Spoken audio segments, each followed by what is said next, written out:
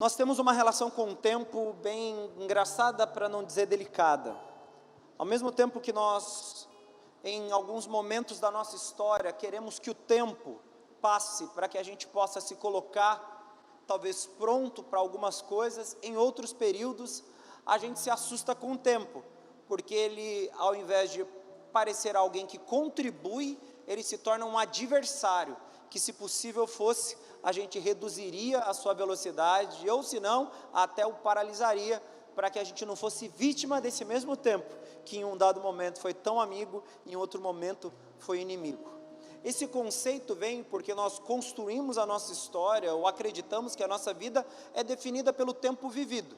Então, o quanto mais tempo que foi vivido, talvez melhor eu estarei, ou mais eu sei, ou melhor eu vou me apresentar para uma determinada situação da minha vida.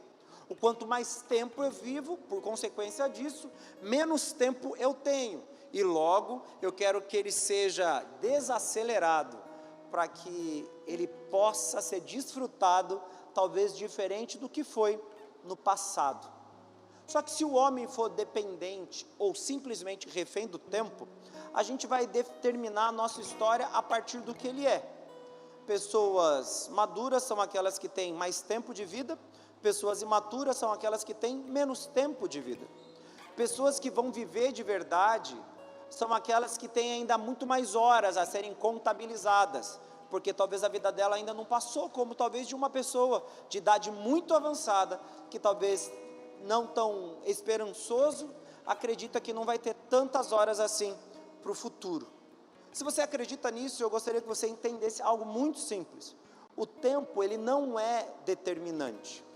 O tempo, ele tem que ser visto simplesmente como uma unidade de medida. Da mesma forma que você pega uma régua e mede o tamanho de algo, o tempo, ele tem que ser visto da mesma forma. Ele é apenas uma régua que calcula o tempo de existência, mas ele não contribui ou subtrai, ele apenas diz, existe desde. E em alguns aspectos isso não é tão importante assim, até porque se eu for determinar apenas a existência ou o valor das coisas, a partir do tempo que esse algo existe, ou ele já foi criado, a gente poderia acreditar, por exemplo, que a humanidade deveria estar muito melhor do que está hoje, acreditando e concebendo a ideia de que a humanidade, a partir do conceito bíblico, existe há mais de 6.000 anos, ao olhar o mundo ao teu redor, você percebe que não adianta a humanidade já existir há tanto tempo, se no fim das contas, a gente não nota tantas mudanças assim. Se os pecados de hoje assustam, entenda, eles não são diferentes dos pecados de ontem, e nem de um século atrás. Se você observar a Bíblia, por exemplo, e fizer uma análise das igrejas que estão registradas nas Escrituras, tudo o que você vê aqui na nossa comunidade, você vai ver presente também nos registros de cada uma das igrejas. Vamos falar com Timóteo, nas cartas paulinas a Timóteo, vamos ver a crítica e a correção à igreja de Corinto, os hebreus. Você percebe que todas as comunidades cristãs reproduziam o mesmo erro, erravam da mesma forma. E quando falava-se sobre o mundo ao redor, que não era da comunidade de fé, mas aqueles que eram os descrentes, vocês os veem repetindo o quê? Os mesmos erros de agora, daqueles que não são cristãos. O tempo passou, mas qual foi o resultado desse tempo passado? Nenhum. Por quê? Porque o tempo pode te assustar se você o considera aquilo que define, por exemplo, a tua existência. Mas quando você o observa apenas como uma unidade de medida e que não tem poder determinante, você nota primeiro que eu não tenho que temer se eu vou viver mais 6 meses ou 1 ano, se um dia eu não consigo desfrutar. Eu não tenho que me preocupar se eu ainda tenho 20 décadas, porque se eu for viver mais 20 décadas, e não souber viver um dia, o tempo de 20 décadas não é tão valioso ou mais valioso do que o tempo de um dia, porque eu não entendo esse tempo como algo que deve ser desfrutado, eu apenas o vejo como algo que deve ser calculado. E todas as vezes que a gente tem algo de sobra, normalmente a gente não desfruta daquilo que deveríamos desfrutar, porque na nossa mente o tempo é poderoso. Sabendo e enxergando isso, a gente descobre algo ainda mais assustador. Ao mesmo tempo que a gente acredita que o tempo vai dizer o quanto de vida a gente pode viver, e como eu disse, eu discordo, porque um dia já pode ser vivido de uma forma que muitas pessoas não viveram uma vida inteira. Tudo depende da maneira que você se relaciona com aquilo que você tem nas mãos. Eu posso viver hoje a maior e melhor noite da minha história, mesmo que sendo agora 21 horas, eu tenha apenas mais 3 horas para desfrutar. Porque tudo depende da maneira que eu interajo com aquilo que eu tenho. Pessoas podem ter vivido 70 anos e não terem vivido como viveu uma criança de 5. Tudo depende da maneira que você se relaciona com o tempo que você tem, ou a oportunidade de desfrutar dele. O mesmo se aplica à ideia do amadurecimento. As pessoas tendem a acreditar que o tempo define maturidade. A Bíblia logicamente diz para a gente não menosprezar ou desprezar as cãs, os cabelos brancos, a história vivida. Só que o grande problema de nós definirmos maturidade apenas pela história e pelo tempo vivido está no fato de se aprendemos ou não com o tempo que tivemos. A questão de amadurecer não é sobre o quanto vivi ou quanto vi, é sobre o quanto eu aprendi com tudo aquilo que me foi exatamente como viver.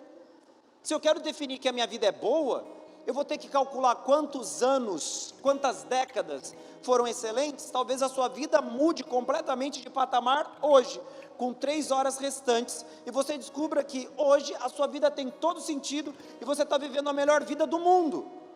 Não é porque você viveu tempo atrás coisas maravilhosas, é porque hoje tudo que foi vivido se desenvolveu e se construiu como algo com sentido. E o que o ser humano precisa, no fim das contas, é sentido para tudo aquilo que foi vivido, e não apenas viver. Por isso que a maturidade, ela não pode ser apenas o produto do tempo, porque viver também não é produto do tempo. Viver é a forma que eu vivo e experimento aquele instante, e amadurecer é como eu me desenvolvo a partir das diferentes experiências que eu tive durante todo o decorrer da minha vida.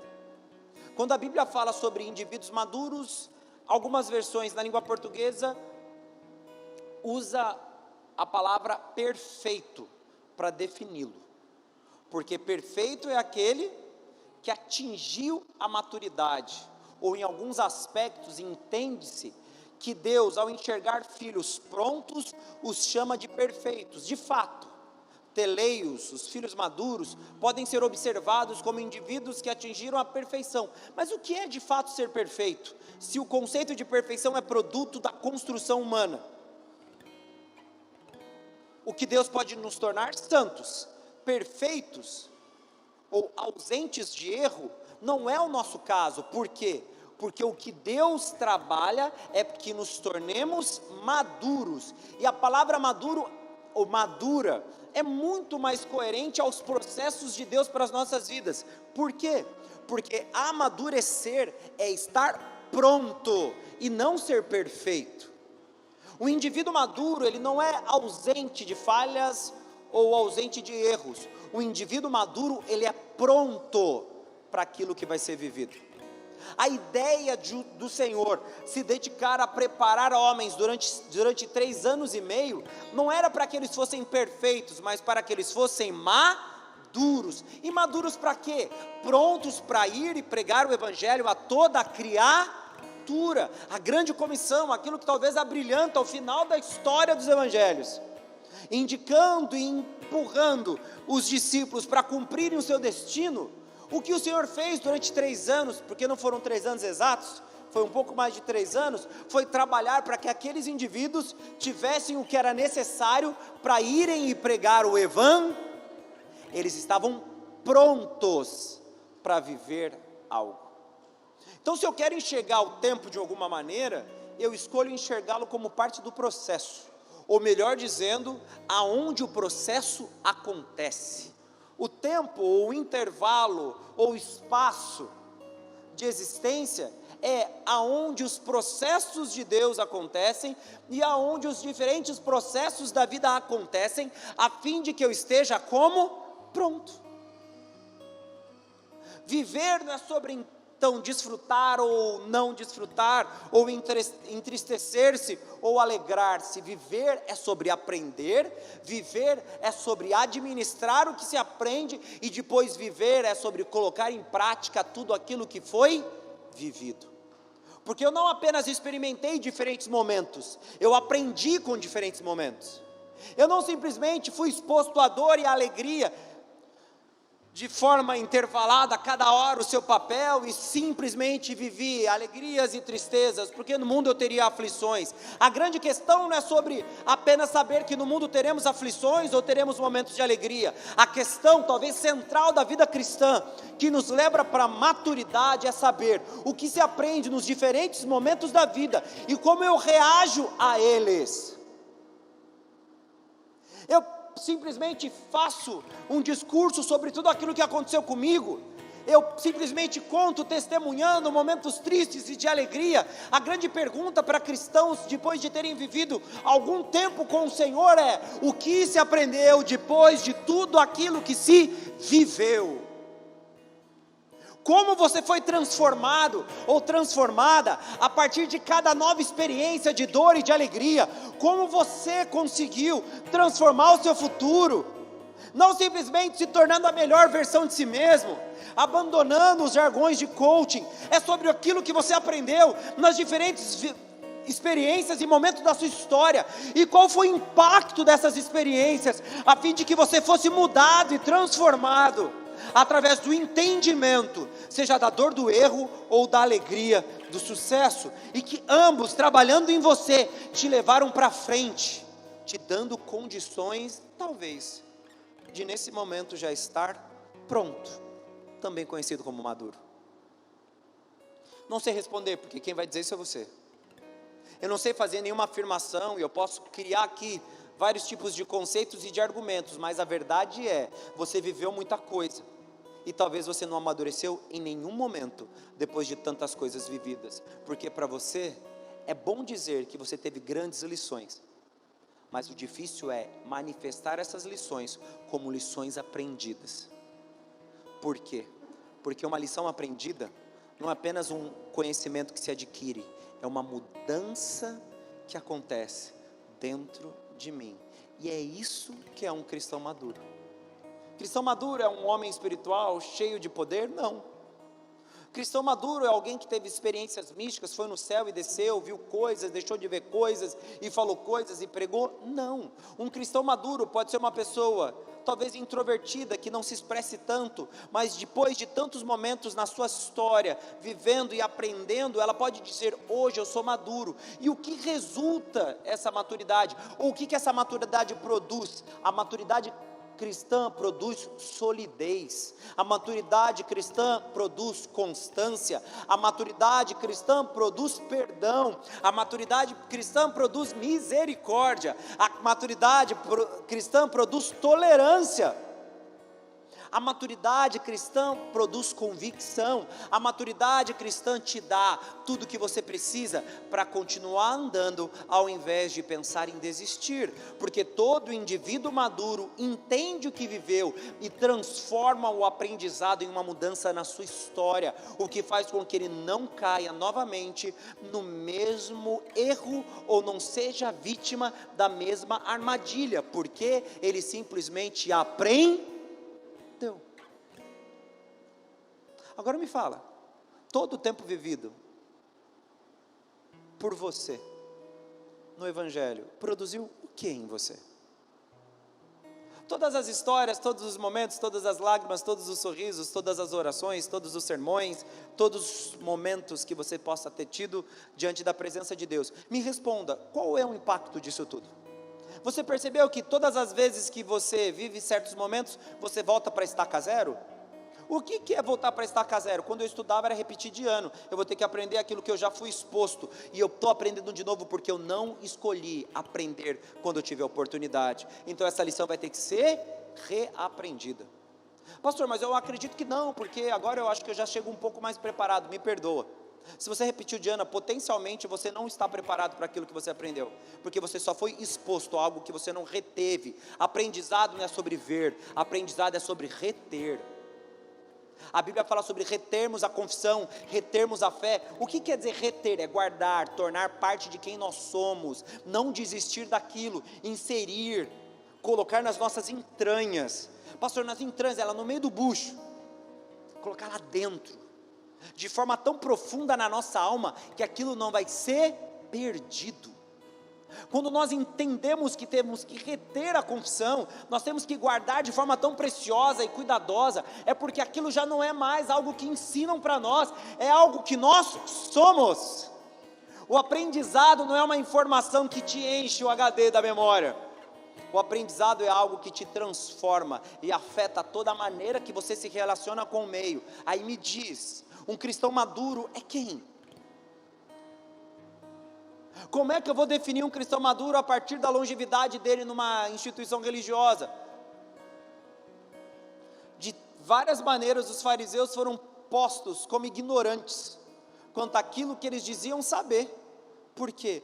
Porque aquilo não alterava quem eles eram. Eles apenas retinham a informação, mas a informação não mudava quem as retinha. Você percebe outras facções ou seitas judaicas do período de Cristo, você nota que todas as vezes que eles debatiam com Jesus, eles tinham fortes argumentos, conhecimento pelo menos expositivo dos textos e da própria tradição judaica, mas no fim das contas, o evangelho de Jesus era escândalo, porque eles não entendiam aquilo que Jesus ensinava, era o oposto, eles não conseguiam se encontrar nas afirmações. E sabe o que é mais irônico? Jesus não escreveu o evangelho. O que Jesus ensinava é aquilo que já existia no Antigo Testamento, mas não era visto por aqueles que diziam saber e conhecer sobre ele. Pastor, você está dizendo que Jesus não criou? Não, Jesus não criou, ele só ensinou aquilo que o Pai já tinha dito. Deus, ele não se contradiz. Então os ensinos de Cristo não contradizem os ensinos do Antigo Testamento, eles na verdade o afirmam. E o que Jesus melhor faz é destrinchá-los ao ponto de torná-los compreensíveis e aplicáveis na maneira pura que Deus queria que fosse. A humanidade, em especial os judeus, eles tiveram acesso aos textos, tiveram acesso às informações, mas lá em João capítulo 1, diz que ele veio para os seus e os seus não receberam. Por que eles não receberam? Porque não enxergavam em Jesus as marcas do Messias. Eles não viam em Jesus aquilo que eles buscavam durante toda uma vida, entre geração e geração e geração. Eles não viam em Cristo aquilo que Cristo era. Agora me diz por quê? Porque o tempo não define algo, é o que se aprende no tempo que determina algo. Não adianta você ser jogado 20 vezes numa fornalha de fogo. Entenda, se você já está pela 20ª vez lá, é porque você não aprendeu na primeira. Entenda, se hoje você se frustra, a culpa não é de quem te frustrou, é da forma que você se relaciona com os processos da sua vida. O grande problema é que você soma diferentes momentos e diz, eu já sou experiente, me perdoe. Se você retorna ao mesmo ambiente, ao mesmo vômito, ao mesmo ponto, inúmeras e consecutivas vezes, você não aprendeu algo, você só reproduz aquilo que você sabe. E se você comete o erro de novo, você só sabe sobre isso, e você não entendeu ainda aquilo que o Evangelho pode te oferecer. Pastor, mas você está me julgando. Eu estou te auxiliando para que você faça isso consigo mesmo. Se julgue, analise-se, pois, o homem a si mesmo, e se considerar digno, participe da ceia. O apóstolo Paulo, quando instrui os coríntios, ele diga, ninguém julga ninguém, julgue-se a si próprio. E quem é capaz de se julgar? Aquele que entende quem é, e aquele que compreende quem Deus é. Isso é maturidade. E parece que foi roubado, porque a igreja entendeu que maduro é alguém que está aqui há muito tempo. André é madura, já está aqui há 11 anos. Eu não sei definir que André é madura a partir do tempo que ela tem.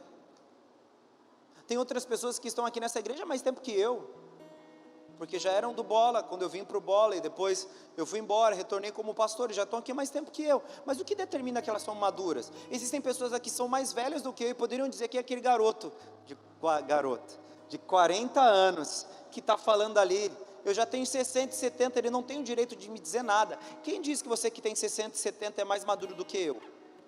O fato de você ter 70 anos, me perdoe, a sua idade não define quem você é, como a minha posição também não diz quem eu sou. A maturidade não é sobre posição, sobre tempo. A maturidade é sobre aquilo que se vive, a partir daquilo que se sabe. Estão comigo, amém ou não? Agora vamos começar a pregação, amém? Abra a tua Bíblia, por favor, querido. Em Colossenses capítulo 1, no versículo 28 e 29. A gente está sem data show. Oremos. Fui fazer um orçamento na esperança, encontrei a mina de ouro, no bom sentido, vou pagar barato. E o cara falou, então pastor, o data show aí para o espaço que você quer custa 100 mil reais. Falei, 100 mil reais, tá maluco? Não, é um precinho barato. Falei, misericórdia, não vou montar um cinema, é só o data show para pôr na igreja. 100 mil reais, tá maluco? Eu nem sabia que existia data show de 100 mil reais.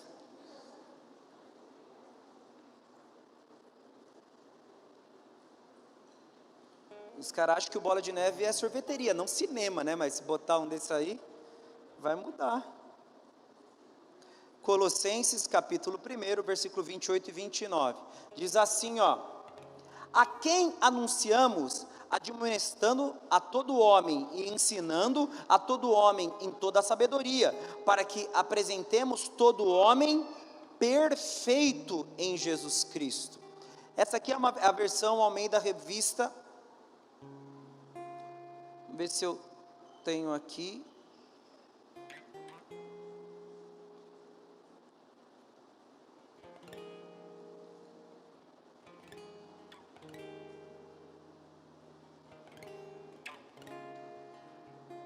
Eu gostaria de ler na nova versão transformadora.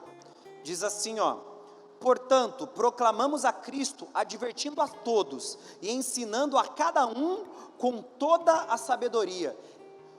A ocupação era dar-lhes algo que se tornasse a fonte que afetaria quem eles eram. Então os apóstolos, eles se ocupavam no quê? Em ensinar. Por que existe diácono, por exemplo? Diácono existe para a pessoa seguir e querer ser na carreira religiosa. Não. O diácono existe para que eu não tenha que me preocupar em abrir porta, para que eu não tenha que me preocupar com as coisas que estão acontecendo de forma física, e quem vai fazer isso é o diácono. Ai, pastor, misericórdia, você está depreciando ele? Não. Eles foram chamados para servir as mesas das viúvas e dos órfãos. Era um trabalho de muito valor. Para quê? Para que os apóstolos se ocupassem na leitura e na oração, para que eles se dedicassem ao que? Ao ensino, no fim das contas. Não estou falando que eu sou apóstolo, mas a figura de ensino principal que sou eu, né? Como pastor dessa comunidade. Temos outros professores, mestres, mas no conceito de organização. Então, a função era o quê? Ensinar. Na carta aos Colossenses diz isso. A obrigação central do apóstolo Paulo era o quê? Ensinar com sabedoria, então tinha que estudar e apresentar eles maduros. Só que qual é a maturidade? Ele diz maduros em Cristo. Então ele define que maturidade no aspecto espiritual não é longevidade, não é idade, não é tempo de vida, não é tempo de exposição, a nada disso. Maturidade espiritual é aquilo que se aprende daquele que é espiritual. E quem é Cristo. O apóstolo Paulo afirma o quê? Sejam meus imitadores como eu sou de Cristo. Ele é um pouco ousado, faz isso. E ele define que o que entendemos como cristianismo, na verdade, é a reprodução daquele que Jesus é. E para que isso seja possível, o que a gente tem que ser?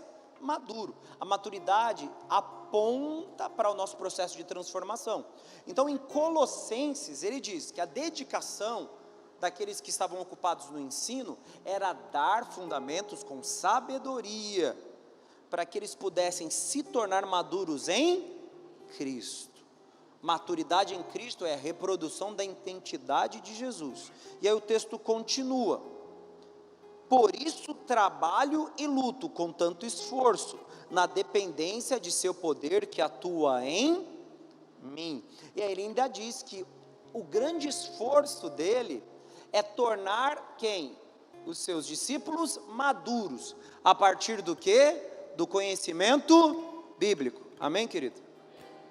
Por quê? Porque ele tratava com diferentes pessoas, de diferentes graus intelectuais, de oportunidades de ensino, porque não era apenas o judeu pobre que se convertia ou o estrangeiro. Haviam pessoas que faziam parte dos partidos partidos barra seita, judaicos, e também se convertiam.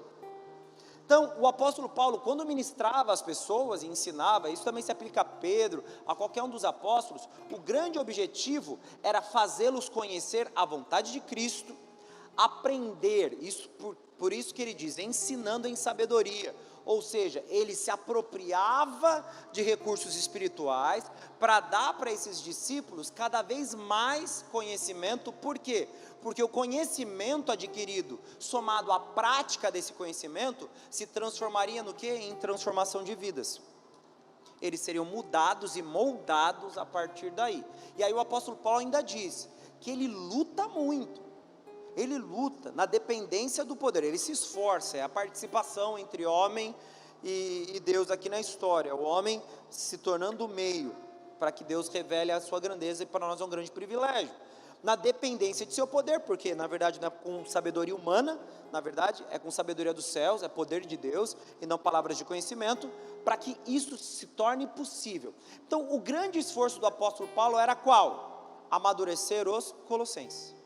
E entenda, isso não se aplica apenas a eles. O ministério do apóstolo Paulo se baseava no quê? No ensino para que eles fossem amadurecidos. Ele queria que o povo saísse da ignorância e se movesse para o amadurecimento. Então ele sabia que ele teria que ensinar e não apenas informá-los, auxiliá-los no processo. Isso é a reprodução da grande comissão. Ensinem a guardar tudo aquilo que vos tenho dito. O apóstolo Paulo, ele reproduz, mesmo não estando ali, aquilo que Jesus disse aos seus discípulos. Ensinem a guardar, guardar é reter aquilo que vocês tenham dito. Aí eles vão fazer o quê? Vão ser batizados, vão ser cheios do Espírito Santo, tudo vai acontecer com eles. Eles vão ser transformados por aquilo. Então, os discipuladores, ou os apóstolos, aqueles que eram os discípulos que foram enviados a ensinar, eles tinham essa responsabilidade, eles precisavam fazê-los guardar algo, porque isso os mudaria. Toda a dedicação, todo o esforço, tudo aquilo que o apóstolo Paulo fez, era para que eles entendessem, e todos os outros apóstolos, a partir de que ponto realmente a vida deles começava a mudar. Por isso que o Jesus afirma, aquele que me ama não é aquele que ouve a minha palavra, porque ouvir é apenas ser exposto a algo, como o tempo. Mas isso não quer dizer que você vai ser mudado. Você não podem ser ouvintes, mas praticantes, mas sim praticantes. Só que o mais interessante é que ele não diga, não ouça, ele diz, não sejam apenas. Por quê? Porque o ensino vem como? Através do ouvir. Então eles eram expostos ao conhecimento, a partir dos ensinos bíblicos, eles retinham esses ensinos, e depois o que eles faziam? Eles praticavam. Simples. Não sejam apenas ouvintes. O ouvir por si só não amadurece ninguém. A aquisição de informação ou de tempo não torna ninguém alguma coisa. O que torna alguém alguma coisa é a aplicação daquilo que foi ensinado. E a igreja precisaria compreender isso. Por quê? Porque parte do sucesso da igreja, estou dizendo parte só para ser talvez meio politicamente correto, mas a verdade é, o sucesso da igreja só acontece porque ela aplica aquilo que ela recebe. Pastor, o sucesso da igreja o sucesso da igreja verdadeiro, saudável, qualitativo e não quantitativo, é produto da exposição de Cristo, da glória de Jesus, do poder do Evangelho, do Deus triuno, manifesto no nosso meio. Pastor, mas você está dizendo que existem sucessos diferentes desses? Sim, existem sucessos diferentes desses, porque se nós formos conceber que sucesso é numérico, quantitativo, a gente não se importa com a qualidade daquilo que está sendo construído. O que a gente quer fazer é ter um maior número, porque a quantidade vai testificar sobre aquilo que fizemos. E é triste que alguns líderes acreditam nisso, e eles trabalham exclusivamente dentro dos aspectos quantitativos, que não transformam, mas apenas agregam, aglutinam. Pastor, mas ninguém quer sucesso quantitativo? É lógico que todo mundo quer sucesso quantitativo, mas o sucesso quantitativo ele não pode ser inimigo do qualitativo, porque qualidade é muito mais significativa do que quantidade, porque define de verdade o que está sendo exposto. A qualidade diz sobre aquilo que está sendo exposto. Mas a quantidade não. Então quer dizer que Pedro estava errado. Pedro não trabalhou quantitativamente quando ele ora em Atos 2. Ele trabalha qualitativamente. Ele é cheio do Espírito, tinha 120 pessoas lá, vamos orar, o fogo desce, ele começa a orar em línguas, um monte de gente, e acaba 5.000 se convertendo. Não era o foco, mas a qualidade presente dos 120 produziu a quantidade dos 5.000. Porque ali foi processo de ensino e aprendizado. Ensino, aprendizado e aplicação. Ensino, aprendizado e aplicação. Entender que aprender é reter. Ensino é expor. Aprender, reter e aplicação é quando você toma, se apropria desses recursos e os aplica, crendo no resultado que vai ser produzido. Ai, pastor, não estou entendendo. Faço. Quer que seu casamento melhore? Quero. Você vai ter que fazer o quê? Você vai ter que aplicar coisas no seu casamento. Não, eu quero que o meu casamento melhore, mas eu não estou disposto a aplicar nada. O seu casamento vai continuar uma porcaria. Por quê? Você não quer participar do processo de sucesso do teu casamento. Não, um monte de gente me deu um monte de conselho, mas eu não fiz nada do que as pessoas me disseram. Parabéns, o seu sucesso, o fracasso do seu casamento, parte dele é culpa sua, porque você não colocou em prática nada do que você aprendeu. Ah, pastor, mas você não orou, o irmão não orou, ninguém me visitou, não. Quem é o responsável pelo fracasso do casamento é você, porque nunca te faltou conhecimento. O que te faltou é coragem de aplicar o conhecimento que você adquiriu. Não transfira, assuma, é o mínimo que você pode fazer. Então, quando você percebe que o processo de ensino é ensinar, aprender e aplicar, você descobre que a maturidade ela só vai ser acessada quando nós aplicarmos aquilo que aprendemos e tornarmos isso parte de quem nós somos. Eu não concordo, eu acho que uma pessoa mais velha é mais madura. Uma pessoa mais velha, ela tem mais vivência. Maturidade e vivência não são sinônimos.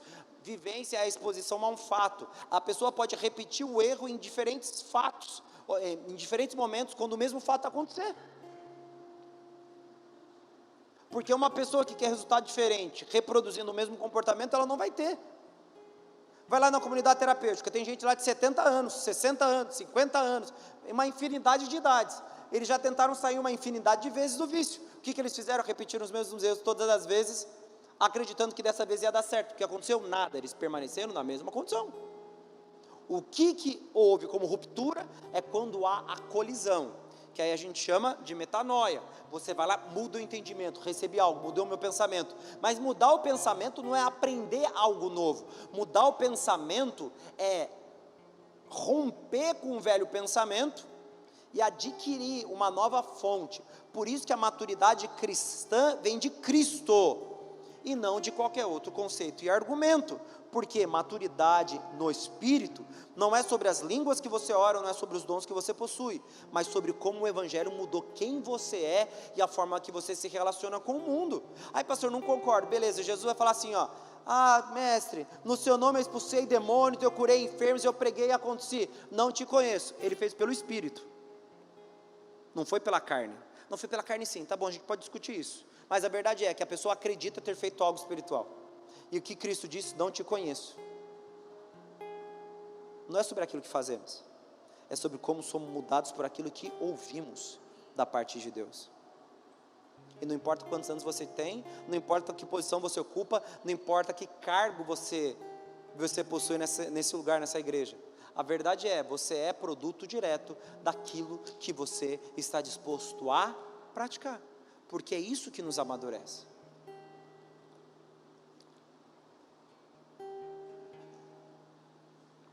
Pastor, se você colocar a mão sobre a minha cabeça, fazer uma oração bonita, poderosa em línguas e ver anjo, talvez você fique impressionado, mas você não seja transformado. Ai, pastor, mas você está querendo diminuir o poder do Espírito? De forma nenhuma.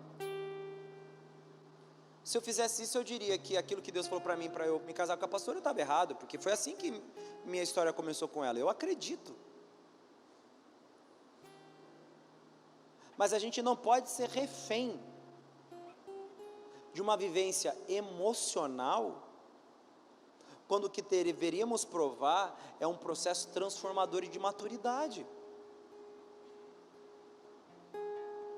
As pessoas tendem, por conta do tempo, começar a trabalhar com patente. Aqui tem patente. Uma vez eu tive uma guerra nessa igreja, há muito tempo atrás, que começou umas ladainhas dessas. Você está me tirando de patente agora? Não, o fulano falou lá que tinha que respeitar a patente dele. Eu vou respeitar, deixa comigo. Se a Bíblia fala para o maior servir ao menor, não existe patente no reino. Existe servo. E o maior serve o menor. Porque o maior tem algo que ele praticou, ele recebeu e praticou para dividir com o menor. Ah, porque é mais importante e menos importante? Não, é maduro e imaturo.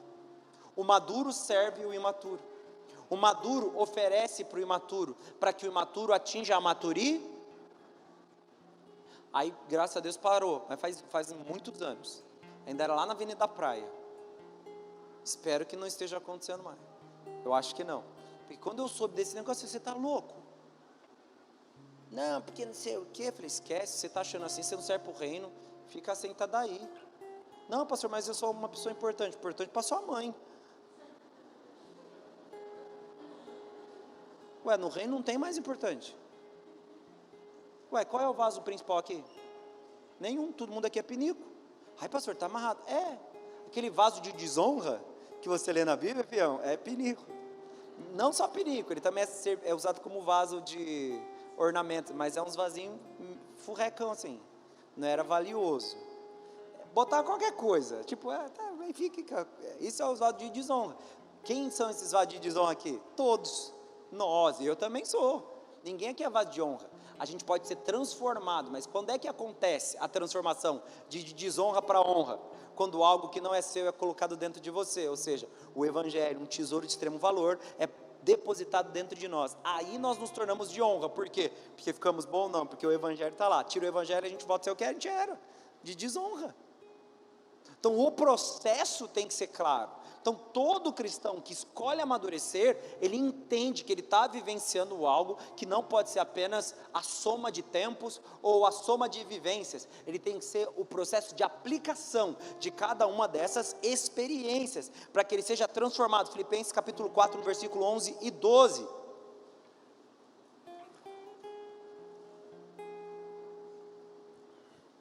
Estamos juntos, amém ou não, queridos? Amém, glória a Deus, isso aí. Filipenses 4,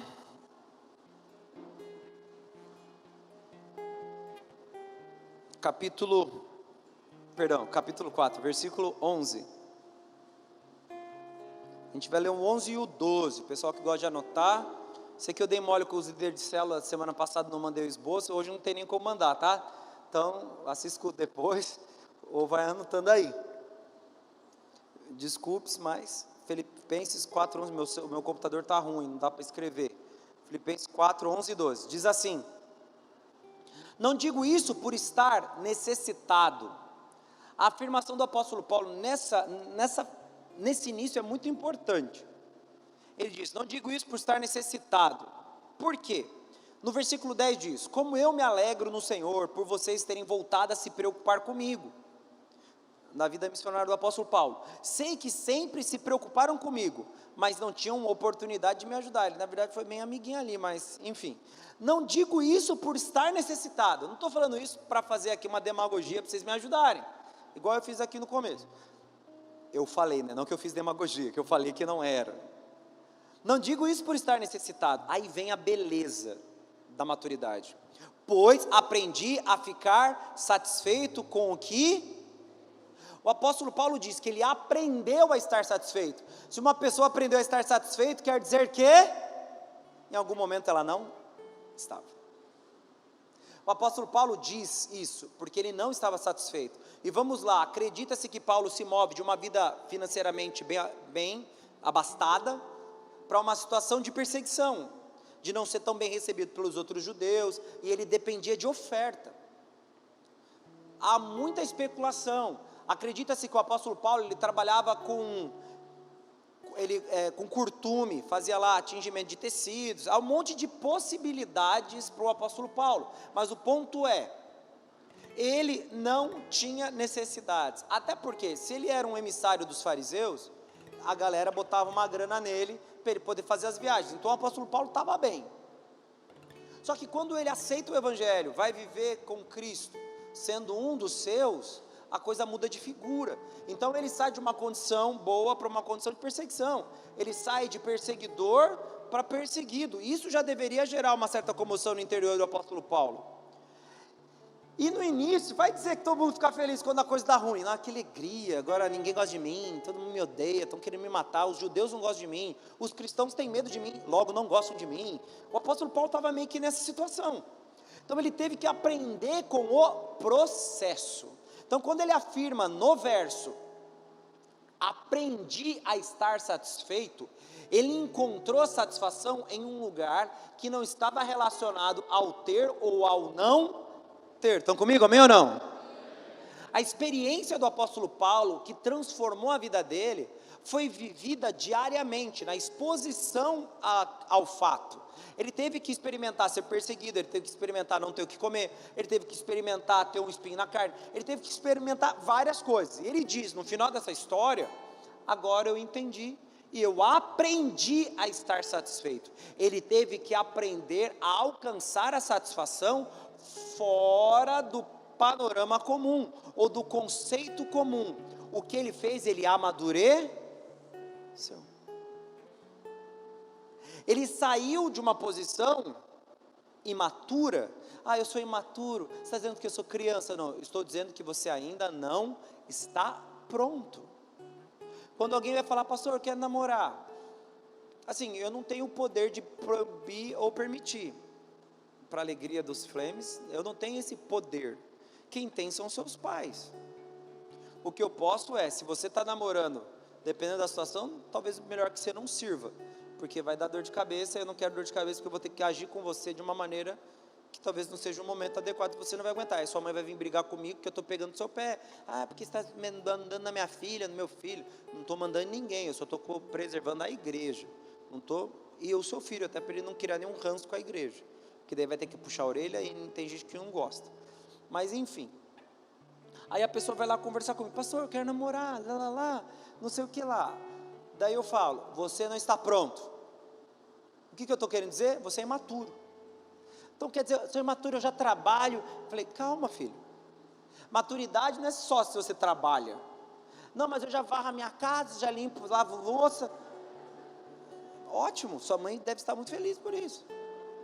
Maturidade não é saber lavar, passar, cozinhar, seja homem ou mulher. Maturidade não é estar trabalhando. A maturidade para um relacionamento se dá essencialmente nas emoções e não nos afazeres.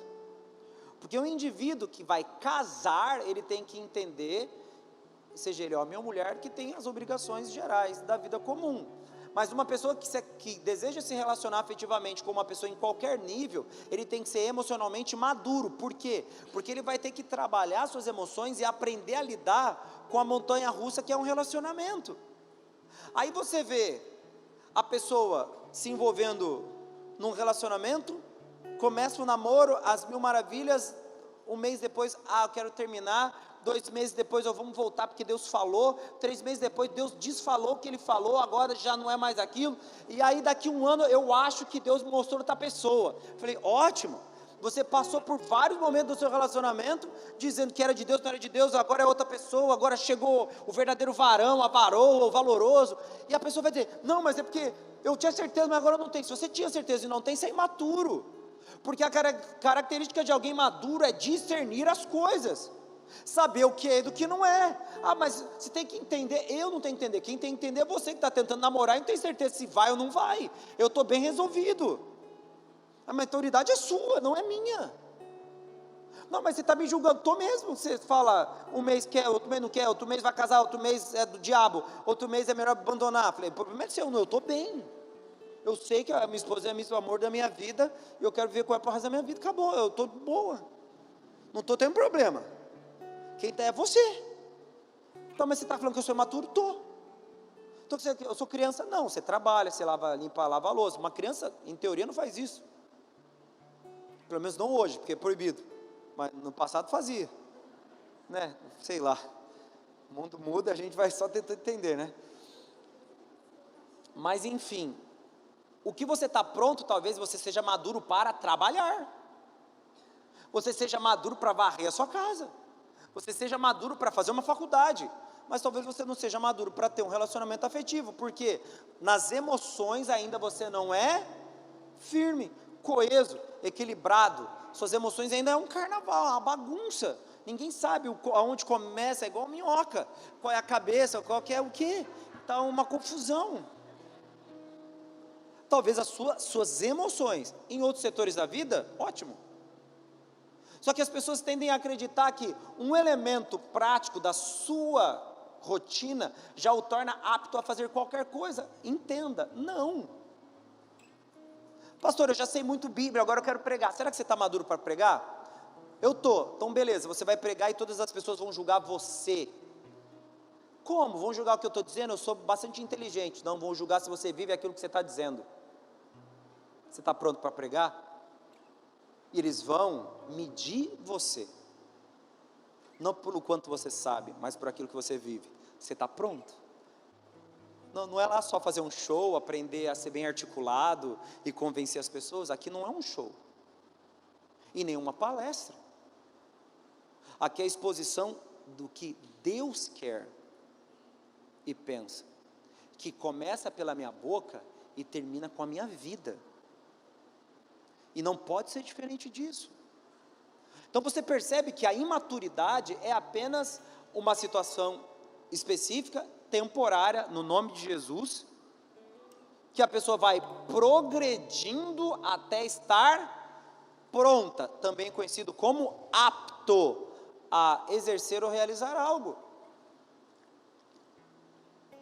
Teve um garoto aqui da igreja, estava meio bravinho. Eu vou para outra igreja, porque lá eu vou ser líder de célula lá, porque me falaram, vão dar uma célula para eu cuidar. Eu falei, pode ir, mas aqui ainda você continua imaturo. Tá bom, eu vou ficar. Aí ficou. Mas ficou bravinho, porque já fazia uns anos que ele estava na igreja, ele não era líder de célula. O fato dele falar que na outra igreja ele já era maduro, e aqui não, e ele ia para outra igreja para virar líder, já prova que eu estava certo. Teve um outro que veio, pastor, quando é que eu vou pregar, porque não sei o que, estava reclamando. Falei, quando você deixar de ser vaidoso, porque o púlpito vai te corromper, vai acabar com você. Ele, lógico que não, eu já pregava antes, até me encontrar, agora que você me encontrou, você não prega, porque eu vou te discipular. Quanto tempo vai demorar? Não sei, não é o tempo. Em algum momento você vai estar pronto. E hoje ele já está pronto, já pregou aqui no culto, nos cultos nossos, já pregou em outras igrejas, já pregou no Flame, já pregou.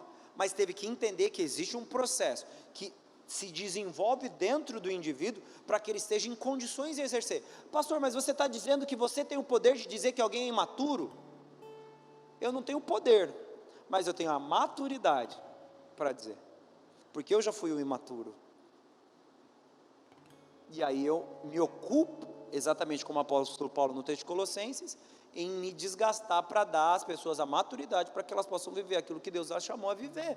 Não é sobre quem é maior, é sobre quem serve. E é sobre estarmos prontos, retendo a palavra da verdade, para vivermos aquilo que o Senhor quer. Essa deveria ser a perspectiva de todos nós. E aí diz assim, no versículo 12, o apóstolo Paulo de novo, continuando, sem viver na necessidade e também na fartura. O apóstolo Paulo disse, eu sei, porque ele aprendeu, houve uma retenção de conhecimento, que se transformou em aprendizado e depois foi aplicado. Ele desenvolve atributos e potencialidades que ele não tinha, e aí ele se apresenta capaz de viver nas diferentes variações da vida ministerial. Eu sei que em algum momento ele o apóstolo Paulo principalmente, eu vou estar com os príncipes, com os reis, com os maiorais do meu tempo. Em outros momentos o apóstolo Paulo estava escondido com os cristãos primitivos. Ele viveu diferentes momentos da sua vida. Necessidade, alguns dizem que era de alimento, de recurso. Na verdade, o apóstolo Paulo, ele viveu diferentes momentos na vida e que se revezavam entre períodos de falta de recurso, com recurso, falta de alimento, perseguição, ele vivia vários momentos. Então, quando o apóstolo Paulo, eu sei viver bem em qualquer situação, é porque de fato ele estava pronto para viver todas as circunstâncias da vida, porque ele desenvolveu as competências, ele aprendeu, a vida ensinou. Pastor, a vida ensina todas as pessoas? Nenhum lugar ensina todas as pessoas. Eu sou professor, dei aula durante 10 anos. O Eric era meu aluno, está aqui, ó. Eu dei aula para ele, na sala dele tinha um monte de garotos lá e garotas na sala. Eu dava a mesma aula para o Eric e para o resto da sala. Quem dos meus alunos aprendeu? Todos? Não. Você aprendeu alguma coisa, Eric? Talvez o Eric. Aprendeu. Mas tinha, vai dizer que não, né? Tinha outras pessoas na sala de aula que eu ensinava que não aprenderam. Todos foram expostos. Não, mas você tem que aprender o jeito de cada um. Se você é professor, existe um modelo básico de ensino. E esse modelo básico é clareza, praticamente. A gente não vai entrar nos conceitos da pedagogia. Se é claro para a maioria, é claro para todos. Só se há alguma demanda específica. Mas, em geral, todos poderiam ter o mesmo cuidado em aprender. Todos aprenderam? Não. Por quê? Porque parte do aprender está ligado àquele que aprende. Reter. O processo de ensino, ou no mundo da pedagogia, ensinagem, que é uma palavra que nem existe, que acaba sendo difundida, é a troca e o compartilhamento entre professor e aluno, no processo do desenvolvimento do pensamento. Ou seja, eu ouço e pratico, eu ouço e aplico. Ele faz, eu desenvolvo, construo o pensamento e me apresento apto para poder viver aquilo. O apóstolo Paulo fez isso. Ele se apropriou dos diferentes momentos da sua história e fez o quê? Aprendeu. E aí você vê, sei viver, não me altera a necessidade como a fartura. Aprendi o segredo de viver em qualquer situação. Aprendi o segredo. Pastor, o segredo, tem um segredo. Qual é o segredo? É Cristo. Cristo é o que me satisfaz. O segredo específico do apóstolo Paulo é: minha graça te basta. Ele entende que os diferentes momentos, seja dor ou alegria, não são alterados por aquilo que de fato traz contentamento, que é o próprio Senhor. Aprendi o segredo de viver em qualquer situação, de estômago cheio ou vazio, com pouco ou com muito. Aí vem o versículo 3, maravilhoso. Posso todas as coisas por meio de Cristo, que me dá forças. Versículo 14, mesmo assim vocês fizeram bem em ajudar na dificuldade pela qual estou passando. Ele deixa claro, a ajuda de vocês foi ótima, mas o que me deu, de fato, sustento foi Cristo e não vocês, porque Cristo é o que lhe dava a condição de passar por qualquer situação, não importa qual seja ela, seja fome, ou seja qualquer outro tipo de circunstância. Por isso que o texto diz, com pouco ou com muito, não importa, se eu tenho muito ou tenho pouco, o que importa é que eu aprendi que Cristo é a minha fonte de satisfação, e se eu não aprender a ser satisfeito nele, eu vou ser um eterno insatisfeito. O que o apóstolo Paulo fez? Aprendeu. Senhor, cura aí meu espinho na carne.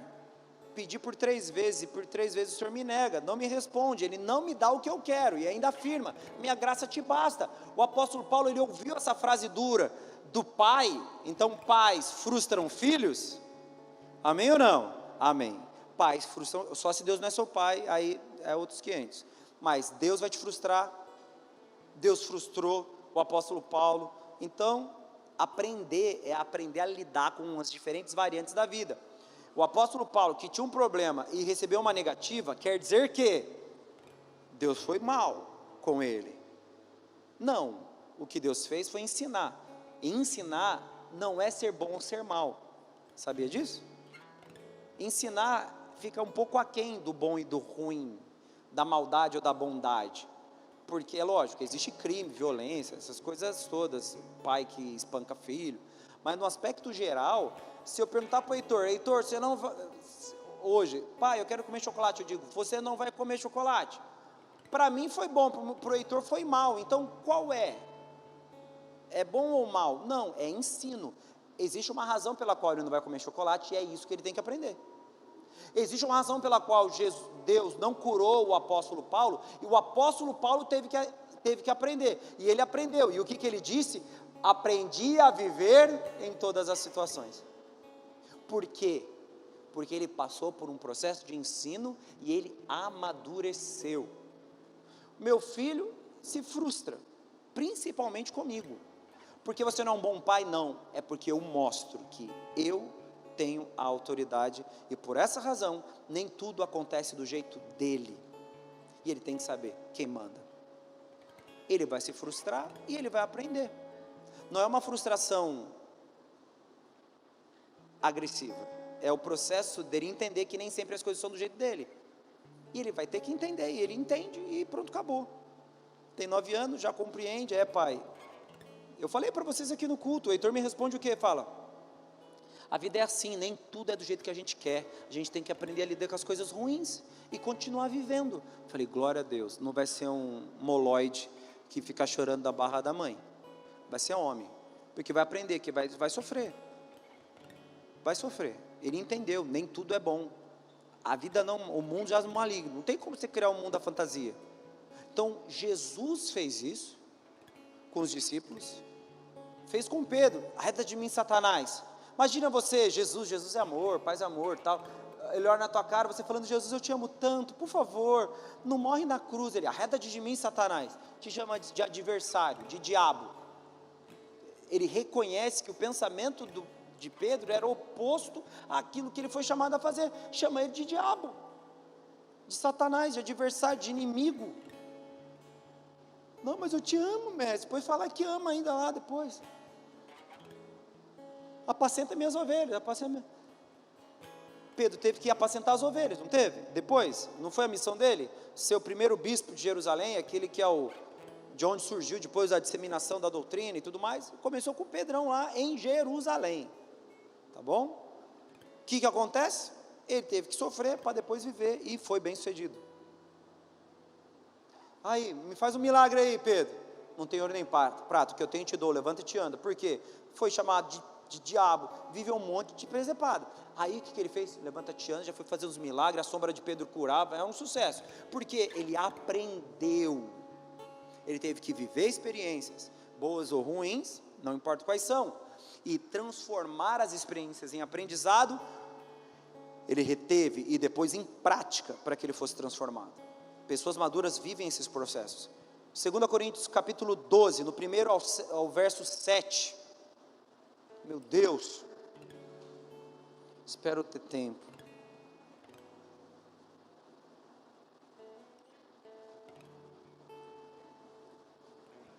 Eu já vou lendo, tá, queridos? 1 Coríntios 12, verso 1. Agora, irmãos, quanto à sua pergunta sobre os dons espirituais, não quero que continuem confusos. Vocês, perdão, é segundo, não primeiro. 2 Coríntios. 2 Coríntios 12, mas só falei errado aqui. Versículo 1. É necessário prosseguir com meus motivos de orgulho, mesmo que isso não me sirva de nada. Vou lhes falar agora das visões e revelações que recebi do Senhor. Conheço um homem em Cristo que há 14 anos foi arrebatado ao terceiro céu. Se foi no corpo ou fora do corpo, não sei. Só Deus o sabe. Sim, somente Deus sabe se foi no corpo ou fora do corpo. Mas eu sei que tal homem foi arrebatado ao paraíso e ouviu coisas tão maravilhosas que não podem ser expressas em palavras, coisas que a nenhum homem é permitido relatar. Da experiência desse homem eu teria a razão de me orgulhar, mas não o farei. Na verdade, minhas fraquezas são a minha única razão de orgulho. Se quisesse me orgulhar, não seria insensato de fazê-lo, pois estaria dizendo a verdade. Aí começa a dizer que era ele mesmo, esse homem. Mas não o farei, pois não quero que ninguém me dê crédito, além do que pode ver em minha vida, ou ouvir em minha mente.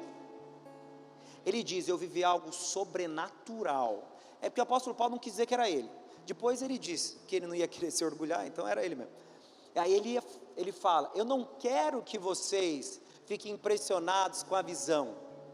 Eu quero que vocês vejam o que eu vivo e ouçam o que eu Por quê? Porque ele sabia que ele poderia simplesmente se transformar em mais um dos rabis que contam experiências místicas ao invés de viver a experiência. Então ele transforma aquele momento em ensino. Ou seja, ele viveu algo sobrenatural, ele aprendeu com algo sobrenatural, e ele começou a viver a partir daquilo que ele experimentou. Esse é o processo. Ainda que tenha recebido revelações tão maravilhosas, portanto, para evitar que eu me tornasse arrogante, foi-me dado um espinho na... Você já se perguntou por que o apóstolo Paulo tinha um espinho na carne? Está aqui. O apóstolo Paulo, ele se tornaria arrogante? Não, ele era arrogante. O apóstolo Paulo já tinha problemas com a arrogância, dada a formação e quem ele era. O que ocorre? Deus divide algo precioso com ele, ele tem uma revelação espiritual, algo que engrandeceria o apóstolo Paulo, o tornaria maior até que os outros apóstolos. Só que o que acontece de forma simultânea? Deus coloca nele um espinho para que ele não se ensoberbecesse, não ficasse arrogante. Estão comigo, amém ou não? Com aquilo que ele recebeu, para que não subisse para a cabeça. Ele entende isso, e aí começa o relato: foi-me dado um espinho na carne, um mensageiro de...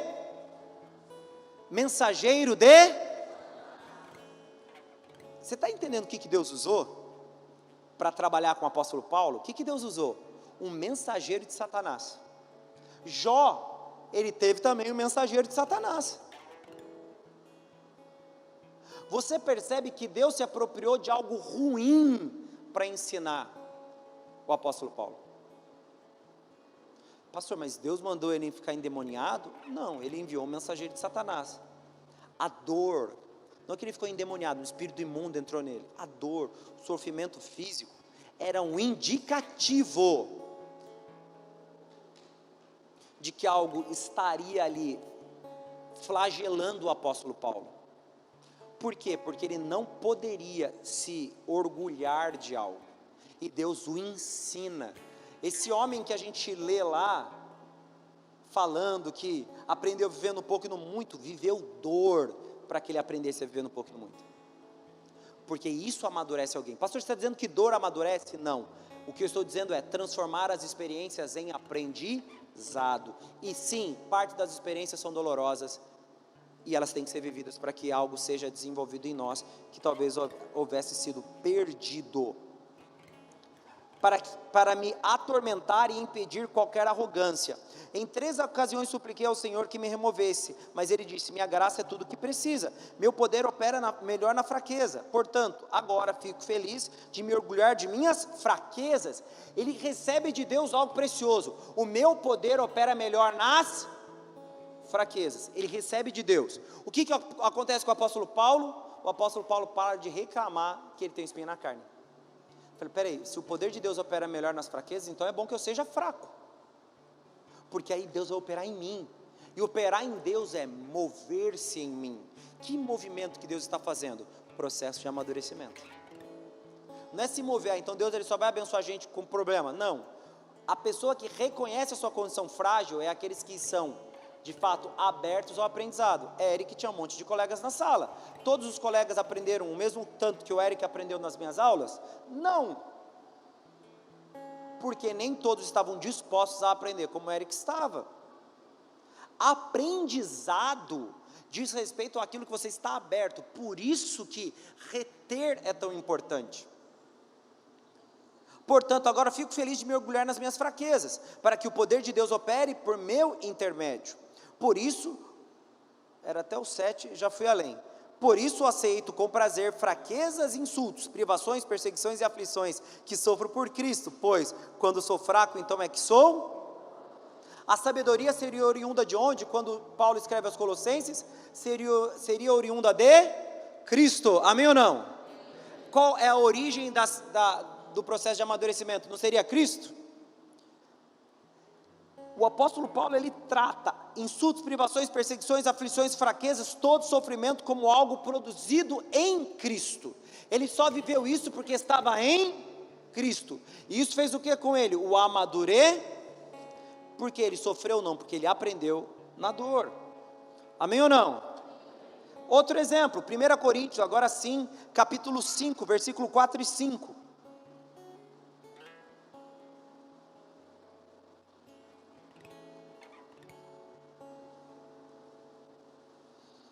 Pastor, o que quer dizer isso? O apóstolo Paulo estava com um problema na igreja de Corinto. Lá tinha um rapazinho que estava saindo ou com a mãe dele ou com a madrasta, sexualmente falando. Então ele estava cometendo um pecado abominável, até para os gentios, imagina dentro da igreja, era algo horrível. E aí o apóstolo Paulo teve que instruir os coríntios. Ele diz o seguinte, 4 e 5: entregue esse homem a Satanás, para que o corpo seja punido e o espírito seja salvo no dia do Senhor. Não é nada bom se orgulharem disso. Não percebem que esse pecado é como um pouco de fermento que leveda toda a massa?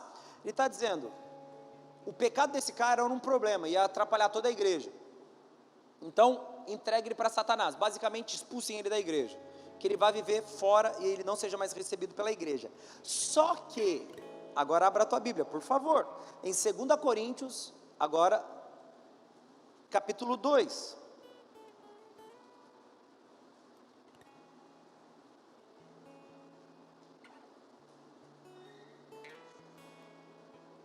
Versículo 7.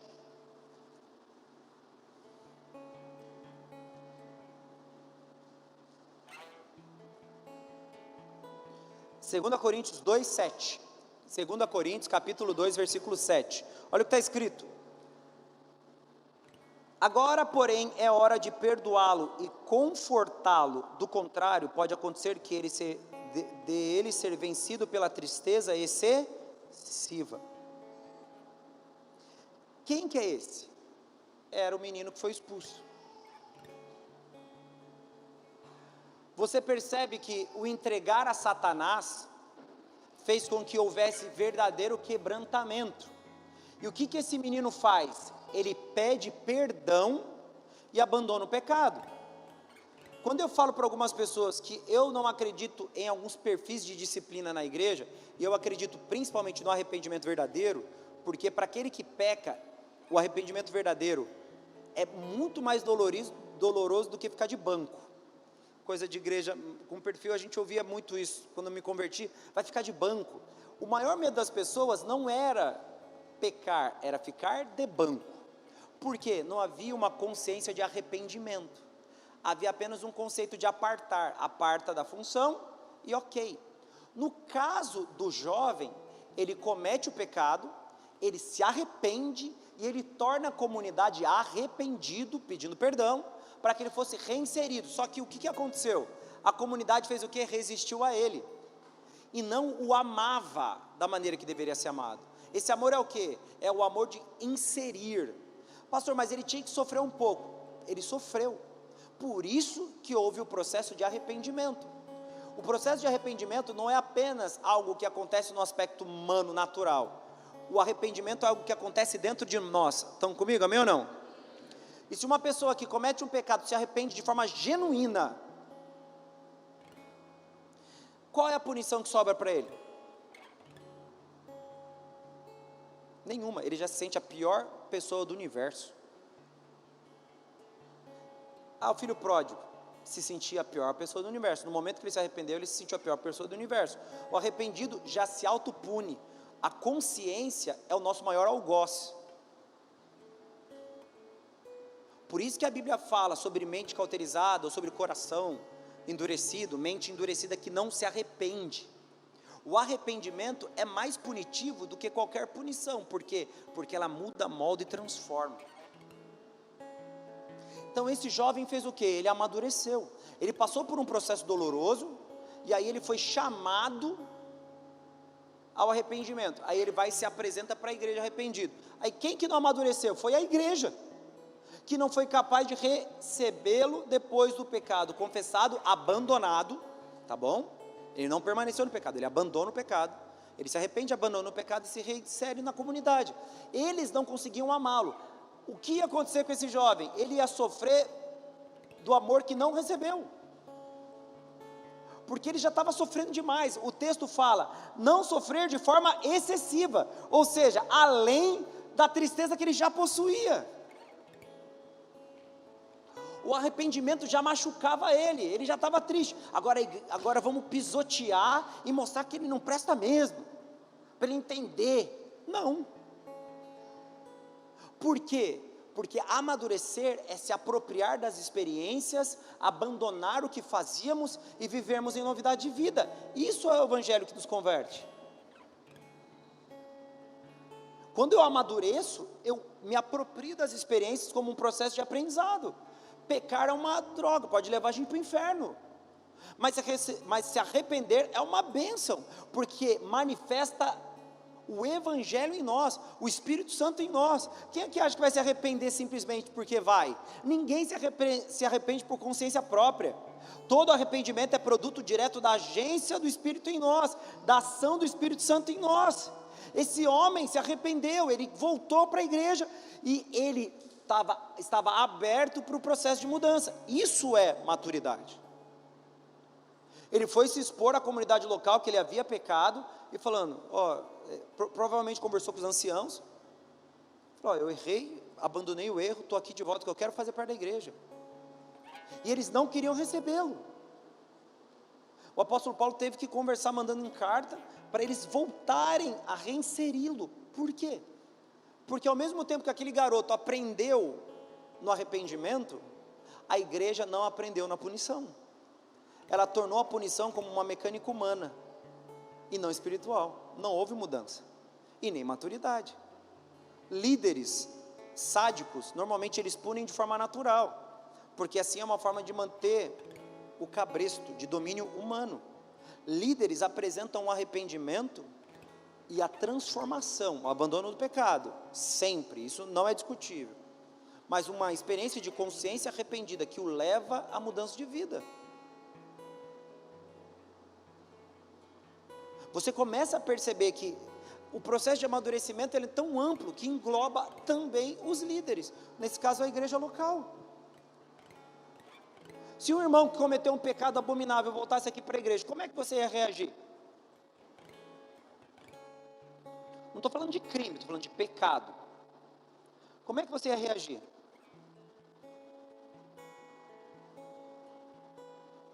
Ah, pastor, não sei. Percebeu? Não é sobre o pecado dele, é sobre você ser imaturo. Porque a Bíblia fala que o maduro tem paciência com o imaturo. Por quê? Porque ele perdoa 70 vezes 7, com a convicção de que, de verdade, em algum momento o arrependimento genuíno pode acontecer.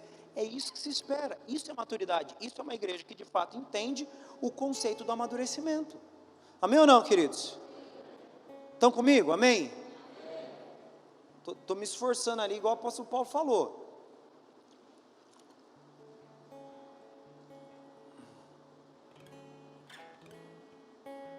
Hebreus 5,12, vamos encerrar, pessoal do louvor, por favor.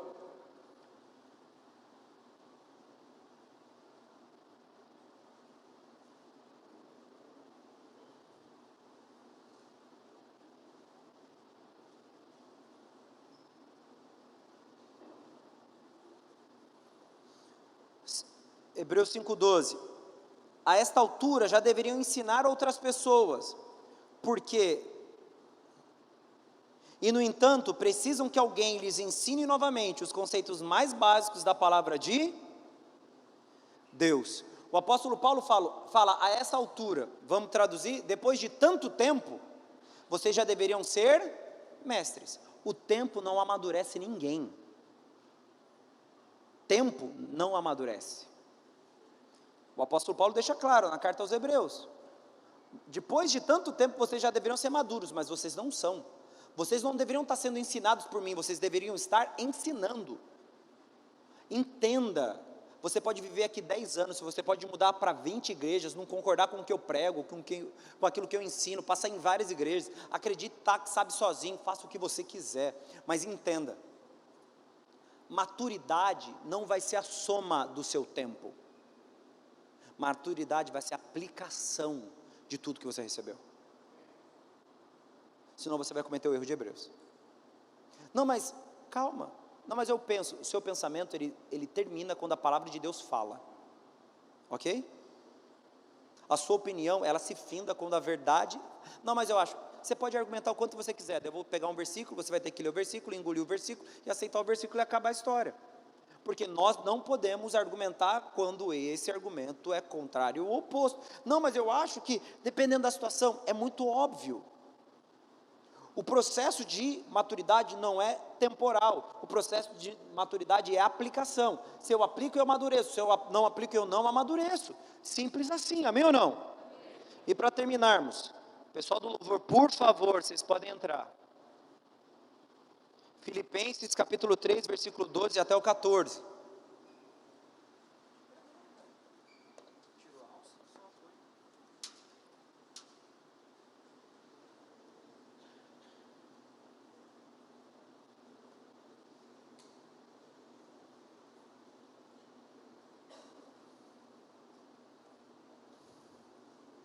Para a gente encerrar.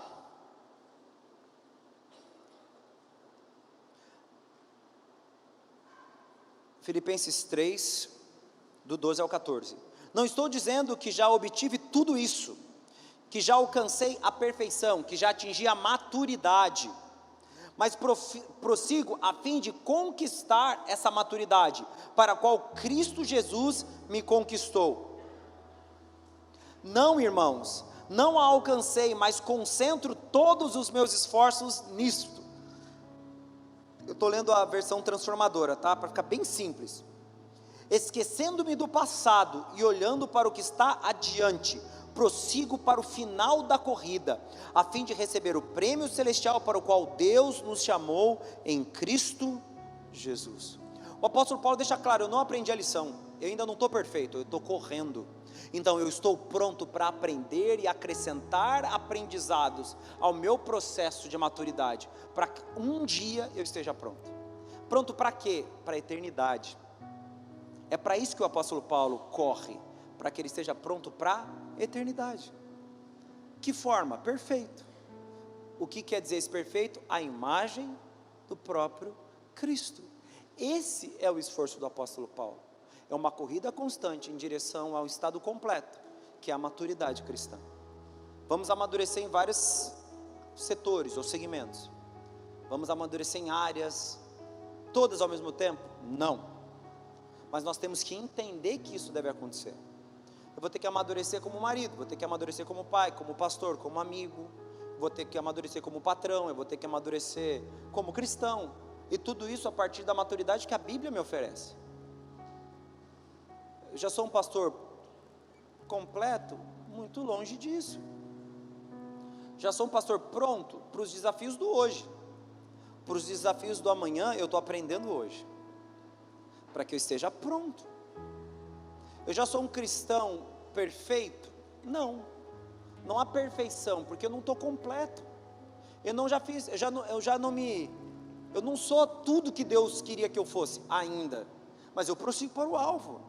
Eu prossigo para a vocação, eu prossigo para o prêmio, eu prossigo em direção àquilo que o Senhor me deu, como destino eterno, que é ser a imagem do Filho. Ai pastor, nós nascemos para quê? Para parecer com o Pai.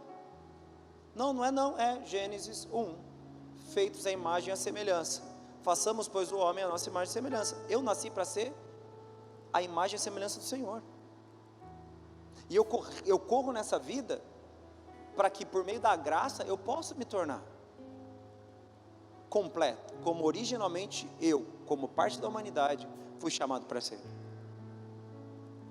Essa é a vida do cristão. Então é na hora de você botar a rodinha e começar a correr, ou patinar, né? Porque correr de rodinha é difícil. E entender que essa é a sua história. Mas se você ficar se escondendo, não ser vulnerável, ocultar suas principais demandas, me perdoe, você nunca vai sair do lugar. Você nunca vai deixar de ser quem você é.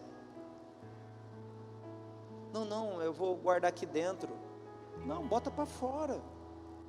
Agora eu vou virar um barraqueiro, vou fazer isso. Não é esse tipo de colocar para fora. É aceitar, reter, ouvir,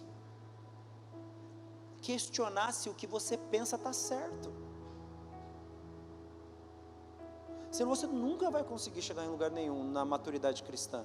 Você vai ser um prisioneiro da sua ignorância. E no fim o texto bíblico vai acabar se tornando de fato verdadeiro no que diz respeito a você. Meu povo perece por falta de conhecimento. os filhos das trevas são mais sábios que os filhos da luz. São conceitos diferentes, mas no processo de entendimento de maturidade. Chegou a hora de você dar um passo. Quer melhorar o teu casamento? Retém a palavra e aplica. Quer melhorar a sua vida ministerial? Retém a palavra e aplica. Você tá frio igual uma geladeira espiritualmente? Retém a palavra e aplica. Vem nas quartas-feiras, a gente está tratando das disciplinas cristãs. A gente tem que começar a reter e aplicar, reter e aplicar, reter e aplicar, para que haja de fato uma mudança drástica em nós, para vivermos o Evangelho, para vivermos aquilo que o Senhor nos chamou para viver. Senão a gente vai estar aqui, que pela contagem de tempo, era para sermos maduros, no fim das contas ainda imaturos, porque está novamente sendo necessário nos ensinar os rudimentos da fé, que já lhes fora ensinada no passado, já foi ensinado, vocês tinham que estar aprendendo coisa nova, amém? Estou falando de forma geral, mas para cada indivíduo, a seu tempo de maturidade, ao tempo de experiência que tem, existe uma aplicação específica, mas a todos nós esse conceito se aplica. A gente tem que ser de glória em glória, então vamos aprendendo, dentro do processo, nos tornando cada vez mais aquilo que o Senhor nos chamou a ser, maduros, teleios, filhos prontos e preparados, para aquilo que o Senhor chamar e nos comissionar a ser. Fique de pé, por favor, no teu lugar, queridos.